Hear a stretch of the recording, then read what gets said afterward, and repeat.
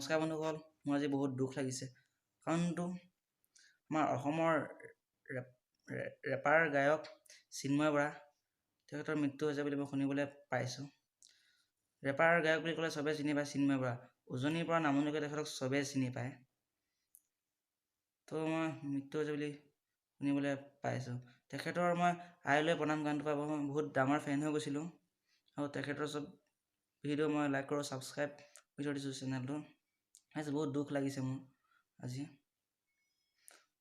তেখেতক মোৰ ফালৰ এটা তেখেতৰ আত্মাক যাতে চিৰ শান্তি দিয়ে। তো আমি শুনোৱাচোন তেখেতৰ গানটো, আইলৈ প্ৰণাম গানটো। আজি বহুত দুখ লাগিছে।